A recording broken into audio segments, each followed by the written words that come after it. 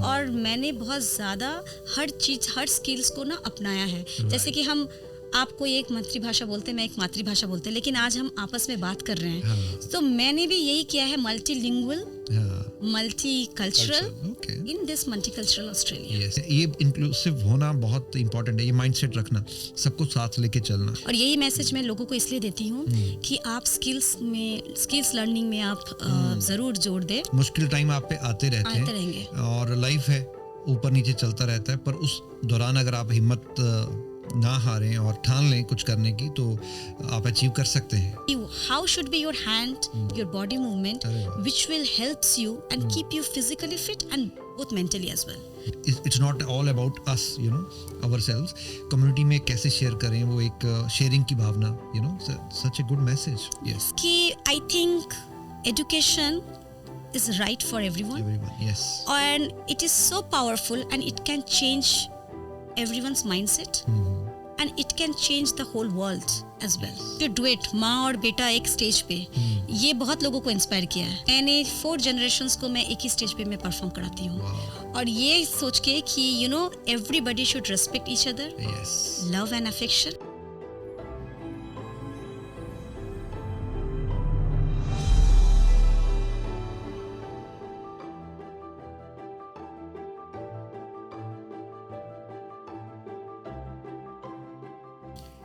Hello friends, welcome to Pankaj Tangdi show, एक ऐसा platform जहां पे हम और आप मिलते हैं बहुत ही इंस्पायरिंग पर्सनालिटीज़ के साथ, बात करते हैं उनसे, जानने की कोशिश करते हैं उनकी जर्नी के बारे में, उनकी अचीवमेंट्स के बारे में, और उन्होंने एक खास मुकाम कैसे हासिल किया।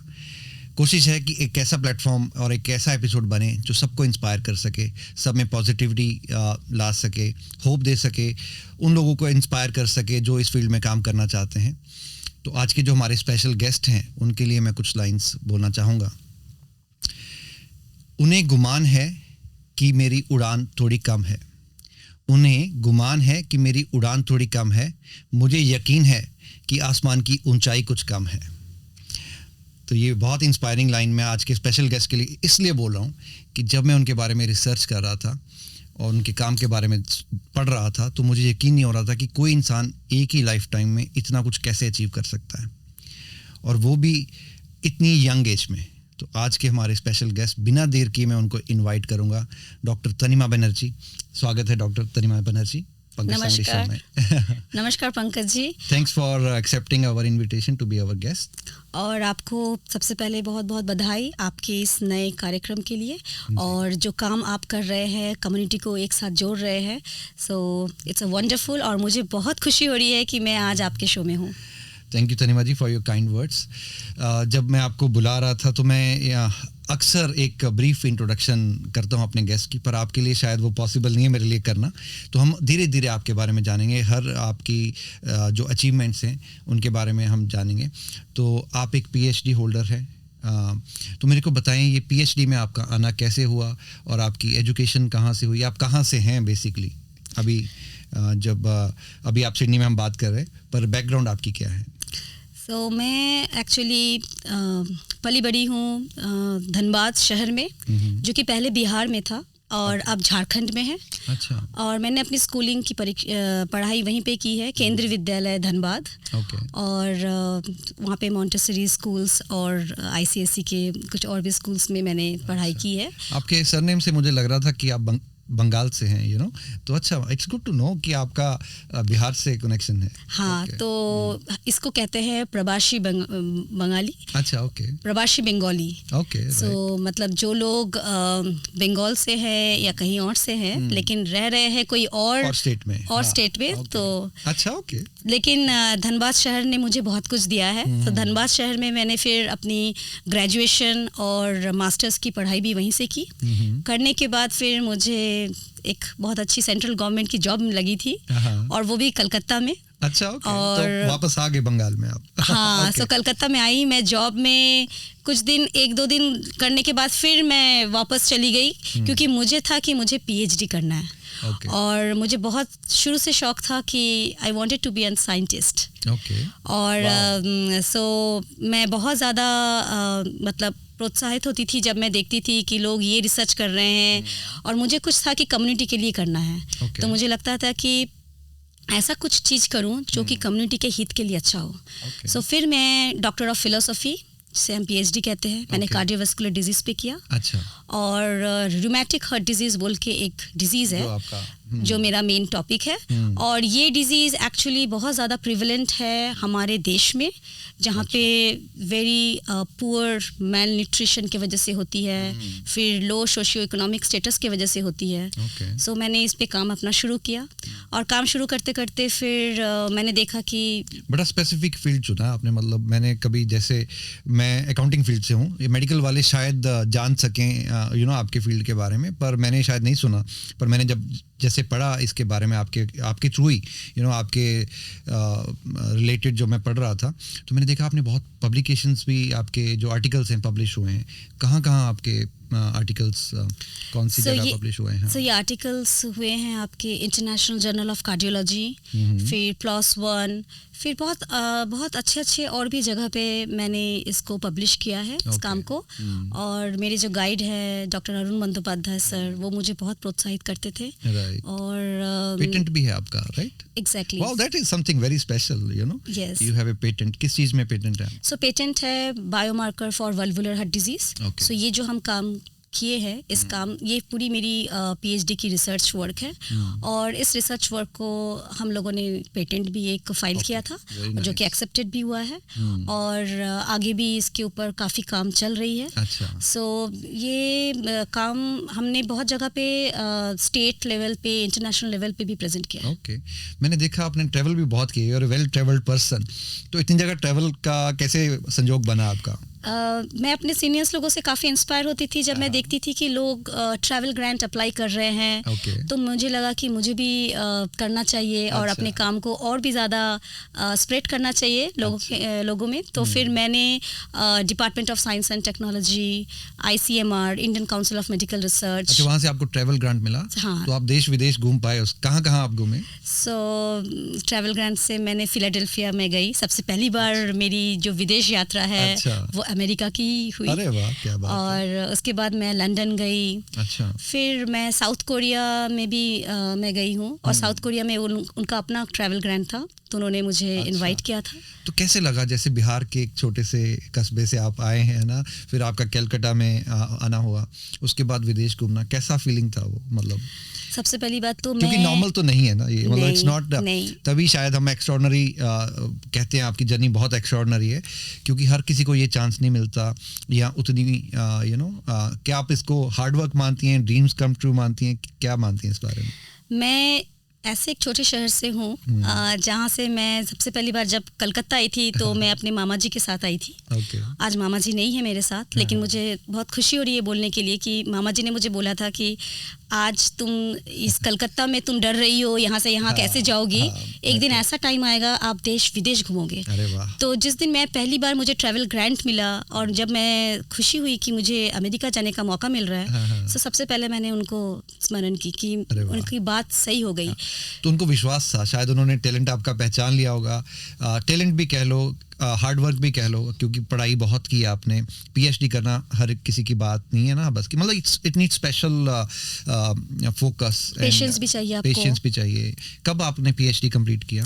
मैंने 2017 में मुझे डिग्री प्राप्त हुई. अच्छा. कॉन्वोकेशन उसके पीछे रिसर्च में? हाँ. सो फिर 5-6 साल मैंने इस पे कठिन परीक्षा. तो आप जॉब के साथ साथ कर सकते हैं? कैसे आपका सेंट्रल गवर्नमेंट जॉब था कलकत्ता में? नहीं, मैंने तो वो रिजाइन कर दी थी. अच्छा, ओके. सो वो रिजाइन करने के बाद मैं PhD के लिए मैं रिस्क टेकिंग कैपेसिटी है आपकी. यस. और उससे बहुत लोग नाखुश भी थे कि मैंने रिजाइन कर दी सेंट्रल गवर्नमेंट की जॉब. तब लोग हमेशा मानते हैं कि एक सेटल हो जाओ, एक जॉब हो जाएगी.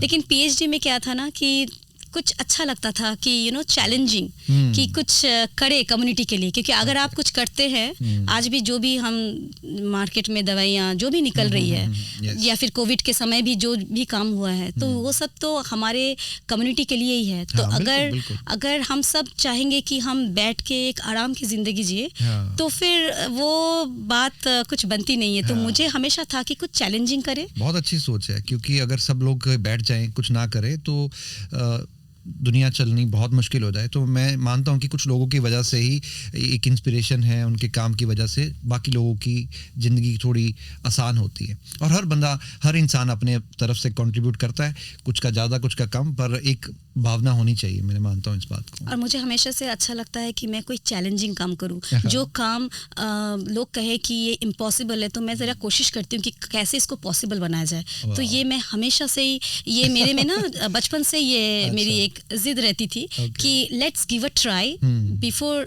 Give up. Right, very nice, it's a good message. I think हमारे ऑडियंस को भी अच्छा लगेगा आपके अचीवमेंट्स और जर्नी के बारे में और इस मैसेज को सुन के।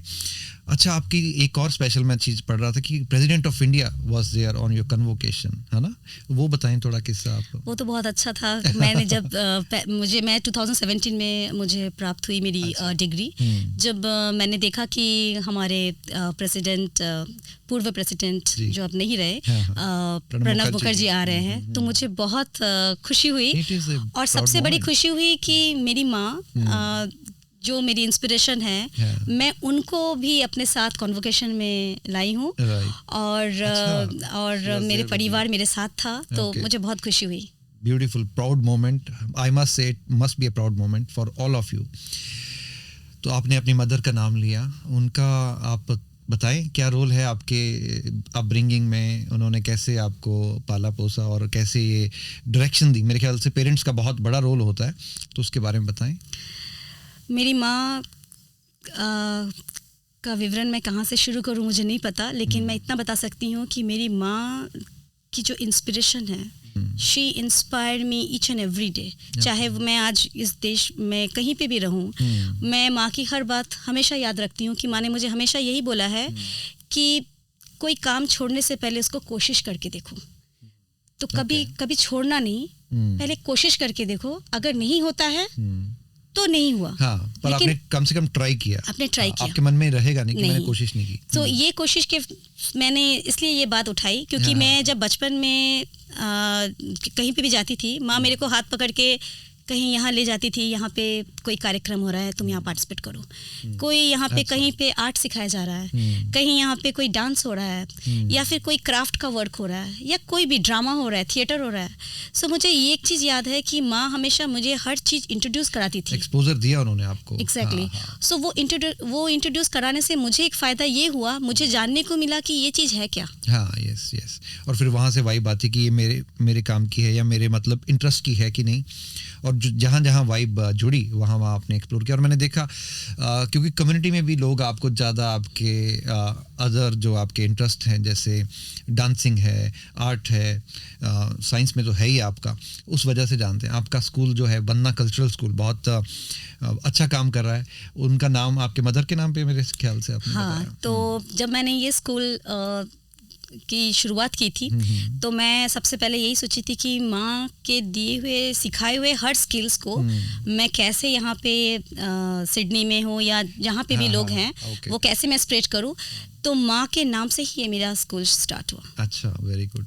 और इसमें क्या आप किस तरह के सब्जेक्ट्स पढ़ाते हैं या? सो मेरा जो ये स्कूल है बन्ना कल्चर स्कूल, इस स्कूल के माध्यम से मैं फाइन आर्ट्स और आपके different dance forms, recitation, multilingual recitations, हर भाषा, जैसे हम आज हिंदी में बात कर रहे हैं, बहुत लोग हिंदी सीखना चाहते हैं, मैं वो उनको हिंदी सिखाती हूँ। और क्राफ्ट के वर्क हुए, फिर साइंस, एकेडमिक्स, मैथ्स, इंग्लिश, जो भी विषय है लोग पढ़ना चाहते हैं। सो ये गुरुकुल जैसा मैंने इसको बनाया है, जिसके अंडर में, जिसके एक छत के नीचे आपको करने को बहुत कुछ मिलेंगे। Okay, right. तो आपकी यहाँ पे ब्रांच है या मतलब कोई ऑफिस या कैंपस है या ऑनलाइन भी आप करते हैं? सो पहले जब मैंने ये शुरुआत की थी, ये शुरुआत करने की भी मेरी एक जर्नी है। अच्छा। जब मैं यहाँ पहली बार सिडनी में आई थी, यहाँ पे भी मैंने अपनी साइंटिस्ट जॉब छोड़ दी। अच्छा, ओके। और फिर मैंने वो और एक चैलेंजेस थे मेरे लिए। मेरा बेटा बहुत छोटा था, और सो मैंने सोचा कि पहले अपने बेटे को मैं ज़रा फोकस करूं। सो मेरे हस्बैंड फुल टाइम जॉब में थे, और फिर मैं जब ये शुरुआत की यहाँ पे, तो शुरुआत करने के वक्त मुझे लगा कि मैं क्या क्या सिखाऊं। तो मैंने इवेंचुअली कुछ जगह पोस्ट किए कि मैं बीइंग एन एक्टिव मैं ये शुरुआत करती हूँ। ठीक है। तो लोगों का रिस्पांस काफ़ी अच्छा आने लगा। Okay. और लोग जब जानने लगे मेरे बारे में कि आपको ये भी आता है तो हमें ये क्यों नहीं सिखाते हैं। अच्छा। सो इस तरह से करते करते मेरी एक एक सेक्शंस खुलती गई। Okay. तो मैं अगर क्रिएटिव परफॉर्मेंसेस सिखाती थी, डिफरेंट डांस फॉर्म्स, फिर मैंने आर्ट शुरू कर दिया। अच्छा। फिर बैकग्राउंड मेरी जो साइंस की है, फिर मैंने साइंस, मैथमेटिक्स ये भी शुरुआत कर दी। Okay. और ये करते करते ऐसा हो गया कि मैंने फिर इतने सारे सेक्शंस हो गए अच्छा। कि अब वो सेक्शंस लगते हैं कि बहुत ज़्यादा हो गए, ज़्यादा wide लेकिन हो गया। लोग बहुत अच्छा कर रहे हैं। अच्छा। बच्चे बहुत कुछ सीख रहे हैं। और नॉट ओनली बच्चे, हाँ। मैं काम बच्चे और जो हमारे एडल्ट हैं, जो हमारे सीनियर्स हैं, मैं सबको लेके करती हूँ। Okay. तो Very ये nice. सब लोग जुड़े हुए हैं। मैंने देखा जैसे आपका एनुअल डे भी आप मनाते हैं इसका, उसमें आप बच्चों की परफॉर्मेंस भी रहती है और सीनियर्स लोगों का भी आप कुछ ना कुछ करवाते हैं। It's good way to get them involve, you know. मेरे ख्याल से ये बहुत अच्छा काम कर रहे हैं। तो आप इसको सेलिब्रेट करते हैं एनुअल डे या ऐसा कुछ? मैंने देखा आपका। हाँ, तो बेसिकली आपने जैसा पूछा था कि ये इसका कोई कैंपस है कि नहीं, तो हाँ, मैं हाँ। उस विषय में ज़रा सा बताना चाहूँगी कि कोविड के वजह से मैंने ये पूरे ऑनलाइन में शुरुआत कर दी। Okay. और जब से मैंने ऑनलाइन सिखाना शुरू कर दिया, आप कह सकते हैं कि मैंने बहुत अपने आप को, अपने स्किल्स को बहुत साउंडेड किया कि किस तरह से मैं ऐसे सिखाऊं ताकि लोग जहाँ पे भी रहे, लोगों को लगेगा ये बहुत इंटरेक्टिव सेशन है। Right. और लोग कहीं पे भी रह सकते हैं और मेरी नॉलेज हर तरफ स्प्रेड हो सकती अरे है। वाह। सो ये मैंने ऑनलाइन शुरू कर दिया। अच्छा। और कार्यक्रम करते करते जैसे आप कह रहे हैं, not only our school annual program, Okay. मैंने काफ़ी वर्चुअल प्रोग्राम्स की हूँ। अच्छा। और लॉकडाउन के समय मैंने साइंस डे सेलिब्रेशन करना, हारमोनी डे, अपना होली, दिवाली, टीचर्स अच्छा। डे, अरे। इंडियन इंडिपेंडेंस डे, मैंने काफ़ी कुछ सेलिब्रेट किया। Very nice, very nice. और यहाँ अब कहाँ से आपके साथ स्टूडेंट्स जुड़े हैं? मेरे स्टूडेंट्स तो अराउंड द होल ग्लोब। अच्छा, ओके। और मैं बताना चाहूँगी कनाडा से हैं, यूके से हैं, यूएसए से हैं, इंडिया में काफ़ी जगह से हैं, अच्छा। विद इन ऑस्ट्रेलिया, सिडनी में तो है ही, Okay. और एडलेड में, पर्थ में, मेलबर्न में, अरे वाह, कैनबेरा में, वेरी नाइस। काफ़ी जगह से। क्या बात और है। जब मैं कार्यक्रम करती हूँ वर्चुअल, तो मैं हर लोगों को जोड़ के करती हूँ। और आप भी मेरे एक कार्यक्रम में आए थे। हाँ जी, मुझे याद है। हाँ, और नेशनल साइंस डे था। नेशनल साइंस डे Okay, था right. सेलिब्रेशन। Thanks तो for जहाँ having पे me. मैंने सारे लोगों को मैंने एक अपॉर्चुनिटी क्रिएट की थी कि लोग पार्टिसिपेट कर सके। और वैसे और मैं काफ़ी दूसरे स्कूलों के साथ कोलैबोरेशन में भी काम की, Okay. तो वर्चुअल प्रोग्राम के माध्यम से। तो उस वजह से हमारी कोई बिल्डिंग, कोई नई सेटअप नहीं है। मैं समझ गया। So- नहीं, ठीक है, टेक्नोलॉजी का फ़ायदा उठाना चाहिए। और जब आप ज़्यादा बड़े लोगों के साथ काम कर सकते हैं, स्टूडेंट के साथ, तो why to limit yourself, Yes. Right? नहीं, बहुत अच्छा काम करें। मैं देखता हूँ आपके खुद के परफॉर्मेंस भी और आपके स्टूडेंट्स भी बहुत अवार्ड्स जीते हैं। मैंने पीछे कोई कंपटीशन देखा, कॉन्सुलेट जनरल से आपके स्टूडेंट्स को अवार्ड मिला है, तो बधाई उसके लिए बहुत। धन्यवाद। तो- सो मैं स्टूडेंट्स लोगों को वो कॉम्पिटिशन्स में पार्टिसिपेट कराती हूँ जो एक टाइम पे मैं खुद बचपन में करती थी। अच्छा। okay. और मुझे बहुत अच्छा लगता है कि मैंने उनको दिखाया भी है कि देखो ये सर्टिफिकेट मुझे इस ईयर यहाँ से मिली है, अच्छा। जहाँ पे आज खड़े होके तुम्हें भी इसी जगह से आप मिल रही लोग है। करें, okay. सो मेरे टीचर्स भी मुझे वहाँ पे पार्टिसिपेट कराते थे और मैं तो बहुत ही मतलब पार्टिसिपेट करने के लिए उत्सुक रहती थी। और आज मैं वो चीज़ अपने बच्चों के अंदर देखती हूँ Very nice. और लोग भी पार्टिसिपेट करते हैं। और मैं बोलना चाहूँगी कि सीनियर्स का जब आपने बात की कि सीनियर्स भी पार्टिसिपेट करने के लिए मेरे कार्यक्रम कब आ रहे हैं, अच्छा, okay. वो बहुत मतलब हमेशा बहुत पूछते अच्छी रहते फीलिंग हैं। है। मेरे को मानना है कि यहाँ पे जैसे हम इमिग्रेंट्स ज़्यादातर हैं और जो लोग लकी हैं जिनके पेरेंट्स भी उनके साथ रहते हैं, हम लाइफस्टाइल यहाँ बिजी है थोड़ा, तो कभी लगता है कि शायद हम टाइम नहीं दे पा रहे उतना। और दूसरी बात कि जब उनका एक लाइफ होता है ना, जब हम पेरेंट्स को यहाँ पे बुलाते हैं तो उनका सर्कल पीछे छूट जाता है, तो वो भी they look forward to connect with similar age group. तो इस आई थिंक ये जो आपका प्लेटफॉर्म है, ये एक माध्यम है उनको आपस में जोड़ने का, तो कि उनका जो मोबिलिटी रहे, माइंडसेट ठीक रहे और एक चैलेंज सा रहे, कुछ सीखना है, कुछ परफॉर्म करना है। जब आप जैसे आप डांस का ही करवाते हैं तो एक खुशी अंदर से आती है, शायद वो उनको कनेक्ट रखती है, खुश रखती है। तो अच्छा काम, बहुत अच्छा काम कर रहे हैं आप उसमें। जैसे कि मैं बताना चाहूँगी कि जब मैं बच्चे लोगों को करा रही हूँ तो मेरे पास ऐसे काफ़ी ईमेल्स आते थे जो मुझे कहते थे कि मेरी इतनी एज हो गई है, क्या मैं कर सकती हूँ? अच्छा। तो मुझे लगा कि एज आपकी कोई बाउंड्रीज में नहीं होनी चाहिए। You can do it any time और this is the right time when you are thinking कि मुझे अभी करना है, जब थॉट आया तो फिर मैंने उनको तुरंत लिखा कि यस आप कर सकती हैं। और आप बिलीव नहीं कीजिएगा, जब अभी रिसेंटली मैं को बहुत सारे कार्यक्रम जब भी करती हूँ, मेरे एक ही स्टेज में ना मल्टी एज होते हैं, मतलब बच्चे भी हैं, एडल्ट्स भी हैं और सीनियर्स भी हैं। So I am connecting this bridges in such a way कि ये जो है ना, हम सब मिलके make it inclusive for all, हम सब मिलके कुछ प्रेजेंट कर सकते हैं। तो ये एक आपस में प्यार, एक सद्भावना, ये भी बढ़ता है।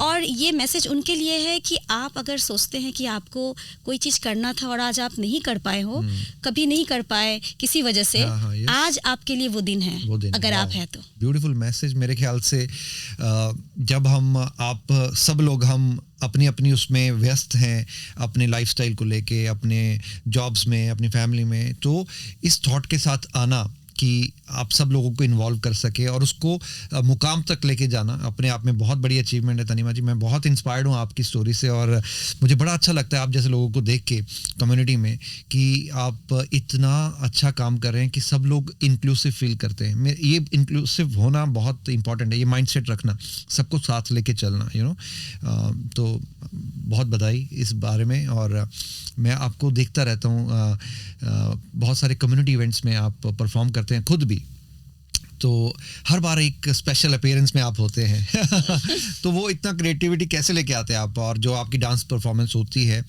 वो मैंने देखा है कि इवेंट के सूट करती है, उसको, उस थीम को सूट करती है।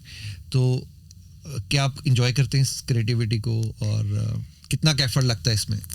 मैं हमेशा कभी भी कहीं पे अगर परफॉर्म करती हूँ तो मैं हमेशा उस थीम के साथ जाना इसलिए पसंद करती हूँ क्योंकि उस थीम को देख के लोग आए हैं। हाँ। और उस थीम के साथ अगर मैं लोगों को कनेक्ट कर पाऊँ तो ये सबसे बड़ी अच्छी बात है। सो जैसे कि मैं आपको बता रही हूँ कि मैंने बहुत सारे ऐसे कार्यक्रम किए जहाँ पे बहुत सारे बॉलीवुड गेस्ट आए हुए हैं। तो मैंने उनकी पे रिसर्च किया कि उनकी क्या वो कौन सा ऐसा गाना था जो उनके लिए बहुत पसंदीदा है, या ऐसा कोई भी चीज़ जो कि उस प्रोग्राम को स्पेशल बना सकता है। तो मैं उस पर बहुत अच्छे से उसको तैयार करती हूँ। और डिफरेंट फोक स्टाइल्स बोलिए कि डिफरेंट एनी क्रिएटिव परफॉर्मेंसेस बोलिए, मैं उस हिसाब से क्यूरेट करती हूँ जो उस थीम को बहुत ज़्यादा उभारता हो और लोग देख के बोले कि हाँ ये मैंने देख के मुझे मज़ा आ गया। यस, और बड़ा स्पेशल होता है आपका और सब एंजॉय करते हैं, मुझे पता है क्योंकि मेरे को मौका मिला आपको देखने का लाइव। और सबसे बड़ी बात और एक चीज़ है कि मैं ना डिफरेंट अटायर में रहती हूँ। अगर आप मुझे वेस्टर्न और बॉलीवुड में देखेंगे तो आप मुझे ही देखेंगे क्लासिकल अटायर में, और फिर मुझे ही देखेंगे फोक में। तो ये शायद इसीलिए पॉसिबल हो पाया है क्योंकि मैंने अपनी जो जोन है मैंने उसको बहुत ज़्यादा फैलाया है और मैंने बहुत ज़्यादा हर चीज़, हर स्किल्स को ना अपनाया है। जैसे कि आप कोई एक मातृभाषा बोलते हैं, मैं एक मातृभाषा बोलते हैं, लेकिन आज हम आपस में बात कर रहे हैं। तो मैंने भी यही किया है, multilingual, multicultural in this multicultural Australia. Yes, very nice, very nice. और बड़े अच्छे लोकेशंस पे आपने परफॉर्म किया है, पार्लियामेंट में किया है, ओपेरा हाउस में किया है और कॉन्सुलेट जनरल के ऑफिस में किया है। तो कितने परफॉर्मेंसेज आपको लगता है, आप सिडनी में जब से आए हैं, बहुत लंबा टाइम नहीं हुआ आपको आए, है ना? नहीं। तो छोटे से टाइम में मेरे ख्याल से कितनी का आपने परफॉर्मेंसेस की? Over more than 100 I think, और मैं काउंट भी नहीं कर सकती हूँ क्योंकि मैंने इतने सारे परफॉर्म की हूँ। क्योंकि मैं ना जब भी कहीं पे कोई परफॉर्म के लिए मुझे बोलते हैं तो मुझे लगता है कि लेट्स डू इट, बिकॉज मैं इतनी ज़्यादा पैशनेट हूँ। तो मुझे लगता है कि हाँ यहाँ जाके करते हैं। और कोई मतलब डिस्टेंस नहीं सोचती हूँ कि कितनी दूर पड़ेगी। जैसे कि मैं रिसेंटली गवर्नर हाउस में गई थी, कैनबेरा में। हाँ, गवर्नर जनरल ने मुझे वहाँ पे इनवाइट किया था, मैंने वहाँ पे परफॉर्म किया। सो मुझे बहुत सुबह पहुंचना था 8 बजे वहाँ पे। अच्छा। और मुझे याद है मैं 4 बजे यहाँ से स्टार्ट की थी। अच्छा। सो हाँ, तो बहुत अर्ली मॉर्निंग स्टार्ट की थी। तो हर एक परफॉर्मेंस के लिए भी बहुत हार्ड वर्क, प्रैक्टिस चाहिए। ऐसा नहीं कि बस आपने बोला और हो गई, ऐसा नहीं, उसके पीछे वेल थॉट। क्योंकि जैसे आपने बताया कि आप कॉस्ट्यूम भी उस तरह से चूज करती हैं और थीम है, सॉन्ग है, हर एक जगह डिफरेंट होना चाहिए, तो बहुत उसमें भी एनर्जी लगती है, बहुत थिंकिंग लगती है, बहुत रिसर्च लगती है, और उसको गाने को बनाने में एक मेहनत लगती है कि आप किस गाने को ले रहे हो, कैसे उसको बना रहे हैं। और सबसे बड़ी बात है, मेरी सारी जो ट्रेनिंग है सारी ऑनलाइन है। मैं ऑनलाइन में डायरेक्ट ट्रेनिंग देती हूँ बच्चों को, और वो करते हैं परफॉर्म, और डायरेक्टली वो स्टेज में मैं उनसे मिलती हूँ। right? So there is no face-to-face meeting. Wow, that is very hard, no? That is very hard, but that is very challenging, and if you can think, that is very good opportunities for those who cannot stay nearby. Yes, you are right. और travel का commute करना यहाँ पे मुश्किल कभी आपको parents लोग बहुत बिजी रहते हैं, हर जगह वो हर किसी को नहीं ले जा सकते हैं, लेकिन आजकल बच्चे इतने स्मार्ट हो गए हैं। तो मतलब आपसे तो मैं देख रहा हूँ कि आपको सुन के ऐसा लगता है कि कोई भी चीज़ इम्पॉसिबल नहीं है। If you want to make it possible, it is possible. यही तो कोशिश है। हाँ ओके। तो ये तो आज हम आज के डॉक्टर तनीमा बनर्जी को देख रहे हैं। तो जो आपका चाइल्डहुड या जो आपके यूनिवर्सिटी के दिन थे, तब भी आप परफॉर्म करते थे वहाँ पे? बचपन में तो ऐसे थी कि मैं हम जहाँ रहते थे, सो हमारी उस कॉलोनी में हमारे कोई एक स्टेयर्स हुआ करती थी, और हम वहीं पे हम सारे अगल बगल से चाचा चाची लोगों को वहाँ बैठा देते थे, और फिर बोलते थे अब हम यहाँ पे एक शो करना जा रहे हैं। तो छोटा मोटा इवेंट तभी बनाते थे। और वो प्रैक्टिस हाँ। और हम लोग एक कर्टन्स बनाते थे, एक स्टेज बनाते थे। और आजकल भी मेरे को बहुत लोग, मेरे जो बचपन के दोस्त हैं, वो लोग मुझे कहते हैं कि आपको तो तभी से शौक था वो सब करने का, और आज आप हर जगह पे कर रहे हो, इंटरनेशनल लेवल पे कर रहे हैं। मैं क्विज कराती थी। अच्छा। तो मैं खुद भी जब स्कूल में थी ना, लेकिन मुझे पढ़ाने का काफ़ी शौक था। तो अगर मैं क्लास 7 में हूँ तो मैं क्लास 5 के बच्चे को भी पकड़ के मैं उसको पढ़ाना शुरू कर देती थी। सो क्विज कराती थी। हम लोग वहाँ पे झंडा फहराते थे। हाँ, और मुझे अभी भी याद है मेरे मामा जी, फिर मेरे सिस्टर, मेरे ब्रदर, वो लोग सब चॉकलेट डिस्ट्रीब्यूट करते थे, प्राइजेस देते थे कि ऐसा परफॉर्म करने के बाद प्रॉपर ऑर्गेनाइज होते थे। हाँ, लोग एक शो देखे हैं, और कोई भी मूवी का गाना आया है, हम उस पे एक कोरियोग्राफ कर रहे हैं, उसको प्रेजेंट करते थे। स्पीच बनाते थे। और हम ही में से कोई नेता बनता था। कोई एक उसको हम चीफ गेस्ट हिसाब से उसको बुलाते थे। पूरा प्रॉपर लेकिन नाम नहीं पता उस वक्त क्या हम नाम देंगे उसको, लेकिन वही हमारी एक खेल थी। लेकिन खेल में वो चीज़ इतनी फ्लरिश हुई। आज हम उस चीज़ को जब सोचते हैं तो मुझे लगता है कि वो चीज़ आज हमारे यहाँ काम आ रही है, कि हम वो चीज़ करते थे, आज यहाँ पे भी हम वही चीज कर रहे हैं, एक दूसरे आकार में। हाँ, yes, very nice to know. आपका टीवी पे भी वहाँ पे काफ़ी एक्सपोजर है इंडिया में, तो वहाँ भी कुछ शोज में आपने पार्टिसिपेट किया? काफ़ी। जैसे कि मैंने कहा कि मेरी माँ मेरे को हमेशा बोलती थी यहाँ पार्टिसिपेट करो, वहाँ पार्टिसिपेट करो। सो एक बार माँ ने ही खुद एक एप्लीकेशन की थी मेरे लिए। मुझे पता भी नहीं है वो किस चीज़ की एप्लीकेशन है। वो ऐसा रहा कि माँ ने सिर्फ मुझे बताया कि तुम अभी कहाँ हो। मैं कही मैं तो अभी लेबोरेटरी में हूँ। माँ ने कहा यहाँ पे ऑडिशन देने आप चले जाइए। और मैं ऑडिशन लाइन में गई हूँ। मुझे समझ नहीं आ रहा ये किस चीज़ का ऑडिशन होने वाला है। और मैं ऑडिशन आई हूँ देने, और मैं शर्म से पूछ भी नहीं सक रही हूँ मेरे सामने में जो खड़े कि आप किस चीज़ की ये ऑडिशन है। तो वो कहेंगे आप किस लिए आए हो। और मेरी माँ ने से मुझे ये कहा कि आप वहाँ चले जाओ, और वहाँ पे जाके आपको सब पता चल जाएगा। सो माँ मुझे हमेशा यही इंस्पायर करती थी। और मुझे अभी भी याद है हम वो STD बूथ जाके ना फ़ोन लगाते थे। मुझे यहाँ पार्टिसिपेट करना है। हाँ, तो मैंने एक बार बुगी वुगी में जाने के लिए भी मैंने किया था। वहाँ पे भी किया था पार्टिसिपेट। हाँ, बहुत बड़ा शो था। फिर इस तरह से फिर कलकत्ता में भी मैंने इस तरह से बहुत सारे पार्टिसिपेट किए। और लकीली मैं एक तारा खोजे बोल के एक रियलिटी शो आई थी, उसमें मैं अवार्ड विनर हुई थी। और उसके बाद से फिर मैं और मेरी सिस्टर, वो भी काफ़ी शौक रखती थी ये सारे मीडिया, ये सब एंटरटेनमेंट इंडस्ट्री में। कौन है फैमिली में? मेरी सिस्टर है, मेरे ब्रदर है, और मेरे सिस्टर की एक बेटी है। और वो भी क्रिएटिव फील्ड्स में है सारे। So my sister is a very beautiful singer. वो गाना गाती है।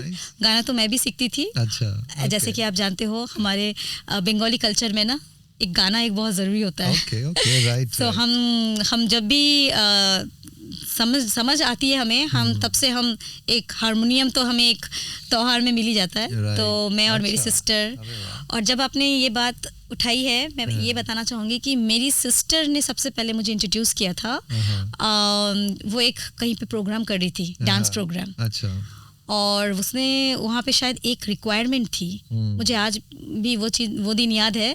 तो तब वो मुझे बोली कि तुम वहाँ पे कर सकती हो, और तब मैंने कभी स्टेज में परफॉर्म नहीं किया। अच्छा, okay. वो मेरी पहली स्टेज प्रोग्राम थी। Okay. और सिस्टर बहुत अच्छा करती थी, तो वो ग्रुप था। अच्छा। फिर वहाँ पे मुझे लेके आए और मुझे बोले कि तुम्हें ये करना है। हाँ। मुझे सिस्टर बहुत समझा रही है कि नर्वस मत होना, जब पर्दा खुलेगा काफी लोग तुम्हें दिखने को मिलेंगे। अच्छा। तुम बिल्कुल नर्वस मत होना, तुम सिर्फ तुम्हें जो जो याद है तुम करते जाना। अच्छा। और स्माइल कर करना, हाँ। एक्सप्रेशन देना।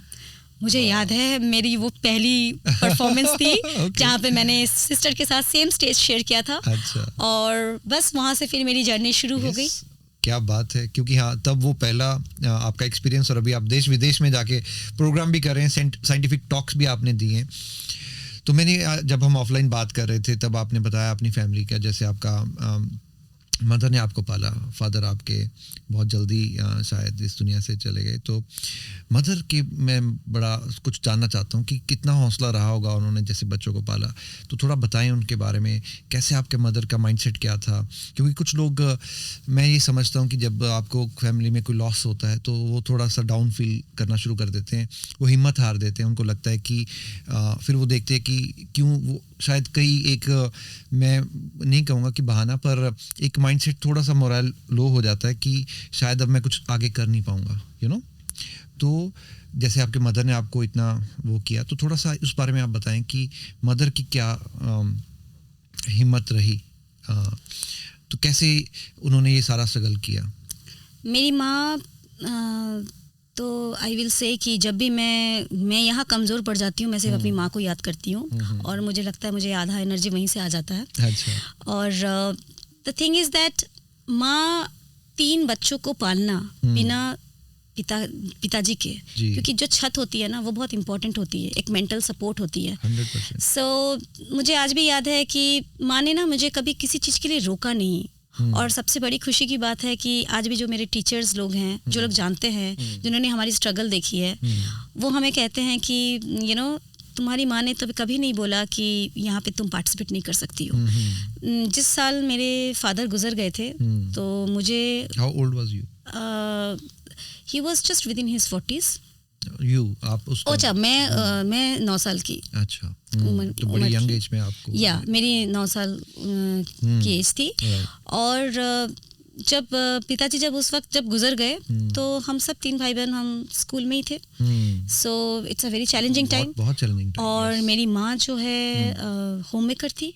अच्छा। और कभी ऑफिस ये सब कहीं पे मेरी माँ गई नहीं है। सो चैलेंजिंग टाइम ऐसा रहा कि कहीं पे भी हम पार्टिसिपेट करने जाते थे या कहीं पे, so it all cost money. And मेरे ब्रदर और मेरे सिस्टर ने तो काफ़ी स्ट्रगल देखा है। वो तो पढ़ाते थे, ट्यूशन पढ़ाते थे।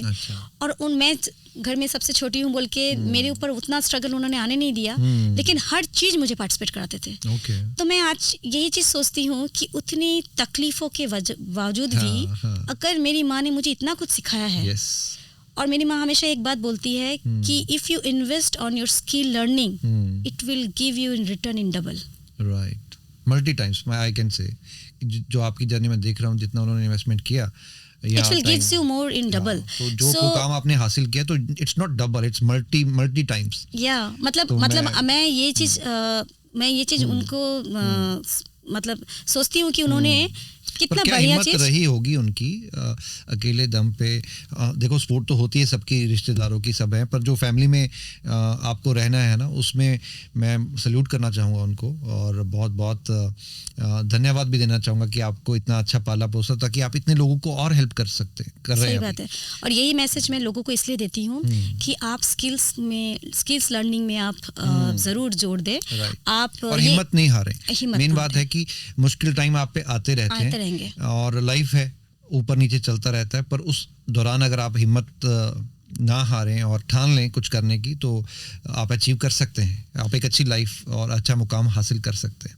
मेरे जो पिताजी थे वो भी बहुत इंस्पिरेशनल इंसान थे, और मुझे अभी भी याद है, मुझे साइंस टेस्ट में आउट ऑफ 33 मिला था यूनिट टेस्ट में। अच्छा। और मेरे पिताजी ने साइन किया था, तो हमारी यूनिट टेस्ट जब होती थी ना, तो टीचर कहते थे कि पेरेंट्स को दिखा के सिग्नेचर करके ले आओ। ठीक है। और मैंने आज भी वो रख दी है, क्योंकि वो उनकी लास्ट सिग्नेचर थी मेरे नोटबुक में।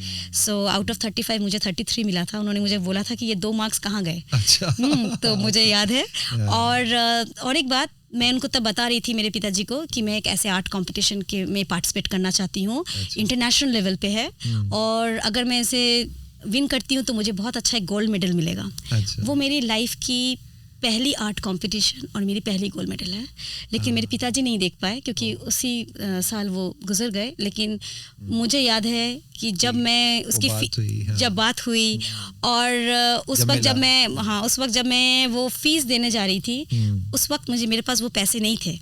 सो somehow I manage and I did that one. I remember, क्योंकि वो बहुत टफ टाइम था हमारा उस वक्त। सो लेकिन आज वो जो इंटरनेशनल आर्ट कंपटीशन यहाँ पे मैं सिडनी में हर बच्चों को भी कराती हूँ। अच्छा, wow. And that is a very prestigious, और वो मेरी पहली गोल्ड मेडल थी। That's very inspiring. सो मैं वही, मतलब मिलना ना मिलना मुझे नहीं पता, लेकिन मैंने ना, पिताजी ने कहा था पार्टिसिपेट ज़रूर करना। सो वो चीज़ मेरे में है। सो माँ की इंस्पिरेशन यहाँ पे काम आती है कि माँ हमेशा ना हर चीज़ मुझे इंट्रोड्यूस कराती थी। कि ये चीज़ सीखो, वो चीज़ सीखो। हाँ, माँ कहती थी कौन चीज़ तुम्हें कब काम आए तुम्हें नहीं पता, लेकिन अगर आप में इंटरेस्ट आएगा तो आप बहुत अच्छा करोगे। एक्सपोजर दिलाना। सो मैं हमेशा यही कहती हूँ, आजकल जब लोग पेरेंट्स मुझे कांटेक्ट करते हैं ना, मुझे कहते हैं कि मेरी बेटी क्या ये सीख सकती है, मेरा बेटा क्या ये सीख सकता है। नहीं, वो उससे ये नहीं होगा। तो मैं कह रही हूँ कि अगर आप उसको एक्सपोजर नहीं देंगे, अगर आप उसको वो खाना टेस्ट नहीं कराओगे, तो उसको पता नहीं चलेगा। खाना दोगे नहीं तो पता कैसे लगेगा कि टेस्ट कैसा है। बिल्कुल। Very nice, very nice. So तो ये मैसेज मेरी माँ से मुझे मिली है। मेरी माँ अभी कलकत्ता में है, लेकिन हमेशा मैं माँ को यही चीज़ बताती हूँ कि आपने मुझे जो चीज़ सिखाया वो चीज़ बहुत काम आ रही है। Right, very good, very nice, very nice. नहीं, इट्स वेरी इंस्पायरिंग कि कैसे आपको, मेरे को ये चीज़ बड़ी अच्छी लगी आपकी कि एक्सपोजर देना बहुत इंपॉर्टेंट है। क्योंकि एक अनजान, अगर आप किसी चीज़ से, किसी भी फील्ड में आपको कुछ नहीं पता, तो आप उसके बारे में कैसे जानोगे। तो हल्का हल्का एक्सपोजर हर एक को देना चाहिए अपने बच्चों को, शायद मेरे ख्याल से, ताकि उनका इंटरेस्ट पता चल सके। और इसीलिए हम जो कार्यक्रम करते हैं, कोई भी कार्यक्रम जो हम करते हैं, आप जैसे हमारे वर्चुअल प्रोग्राम में भी देखिएगा कि अगर मान लीजिए कार्यक्रम एक ब्रॉड टॉपिक में है, उस ब्रॉड टॉपिक को लेके ही कोई बच्चा आर्ट कर रहा है, कोई बच्चा उस पे एक पब्लिक स्पीकिंग, एक लेक्चर एक्सटेम्पोर प्रेजेंट कर रहा है, कोई बच्चा उस पे परफॉर्मेंसेस क्रिएटिव कर रहा है, कोई बच्चा ड्रामा कर रहा है, कोई बच्चा रिसाइटेशन कर रहा है। यानी टॉपिक एक है लेकिन कर रहा है बहुत कुछ। सो ऐसे ही हमारे जो भी कार्यक्रम होते हैं ना, हमारे कार्यक्रम के एक छत के नीचे आपको साइंस की एग्जीबिशन दिखेगी, फाइन आर्ट्स की एग्जीबिशन दिखेगी, कैलीग्राफी की एग्जीबिशन दिखेगी। बच्चे ड्रामा कर रहे हैं, ड्रामा से एक मोरल मैसेज सोसाइटी को दे रहे हैं। और फिर तरह तरह के परफॉर्मेंसेस कर रहे हैं। तरह तरह के परफॉर्मेंस कराने का मेरा मेन उद्देश्य ये है कि दूसरे कल्चर को जानो, उसको अपनाओ, उसको भी प्यार करो। मल्टीलिंगुअल रिसाइटेशन करते हैं, अपनी मातृभाषा से जुड़े रखने के लिए मैं उनको उनके भाषा में उनसे कविता पाठ कराती हूँ। अच्छा, ओके, वाओ। हाँ, और सबसे अच्छी बात है कि जब बच्चे लोग फिर स्टेज के नीचे बैठते हैं और सीनियर स्टेज के ऊपर करते हैं, कि बच्चे क्लैपिंग करेंगे और सीनियर ऊपर परफॉर्म करेंगे। Okay, wow. So this is just उल्टा। Okay, wow. और उनको जब प्राइज, दैट्स वेरी इंटरेस्टिंग। तो that's the reason under one umbrella I do these are the things. और सीनियर्स को लेके जब मैंने कहा, सीनियर्स लोग मुझसे ज़्यादा बहुत लगाव है उनसे मेरी, और वो भी मुझे हमेशा बोलते हैं कि आप फिर कब आएंगे।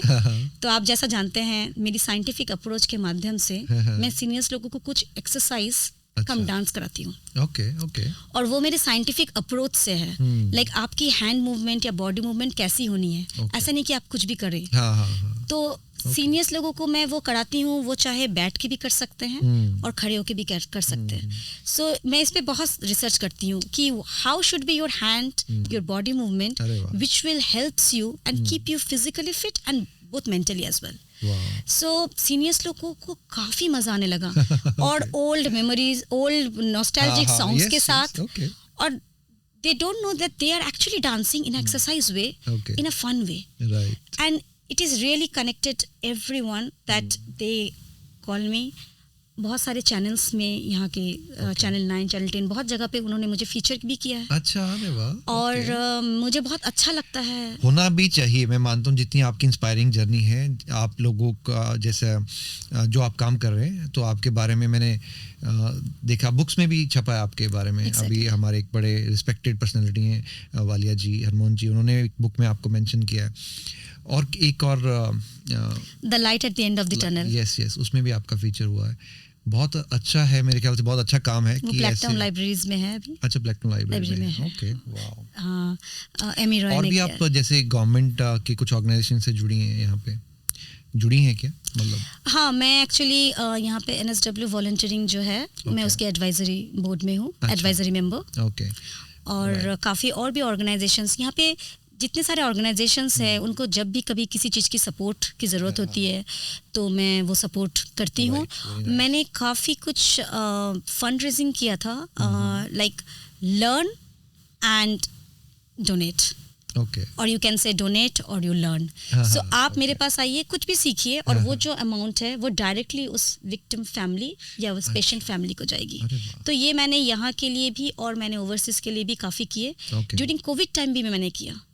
वाओ। सो इससे मतलब बच्चे सीखे भी, हाँ। और वो और उनमें भी भावना आती है। भावना भी आती है, और उन्होंने जो दक्षिणा दिया, हाँ। वो दक्षिणा एक नेक काम में चला गया। हाँ, यस, नहीं, that is very nice, very nice.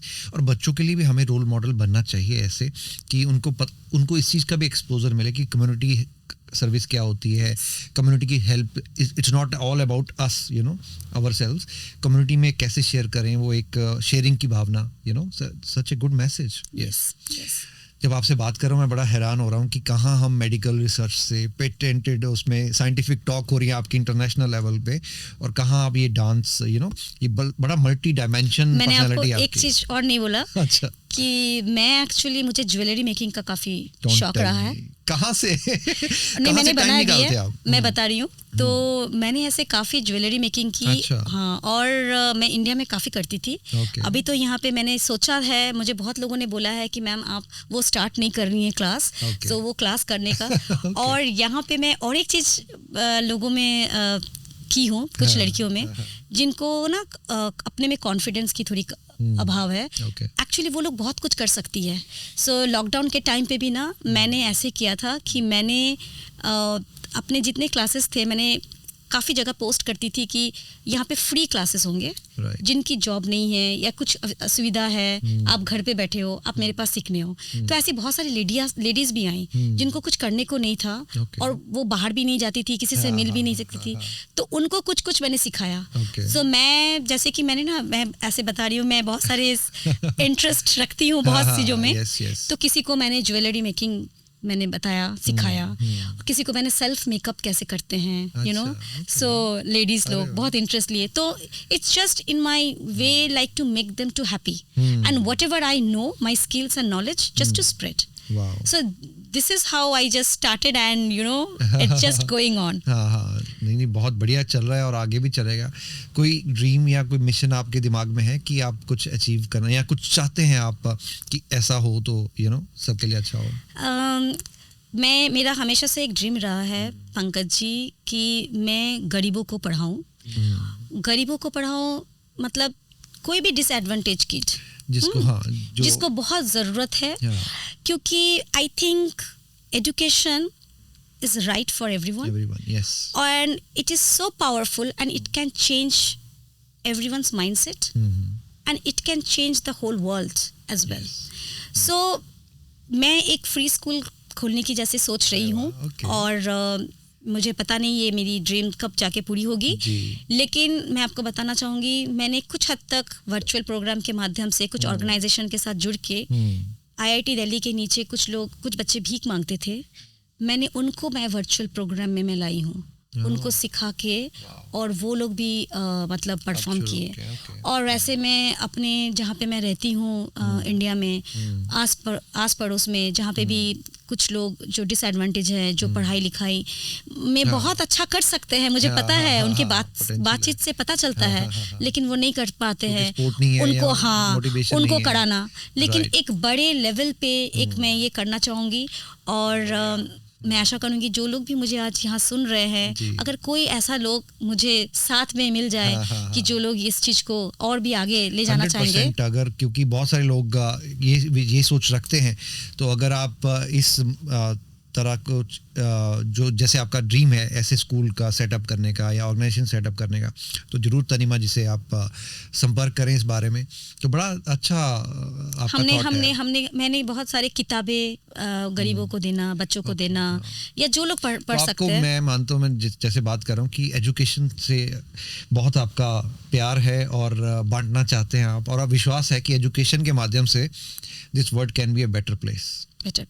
Yes. और एजुकेशन के साथ साथ आप अपने साथ विजुअल, परफॉर्मिंग आर्ट्स, हर तरह के स्किल को साथ में रखिए, और देखिए आपको लगेगा कि you have really lived your life. Yes, you are right. So that's a very great message, Tanima जी, और हम आशा करते हैं कि आपका ये सपना जरूर और जल्दी पूरा होगा।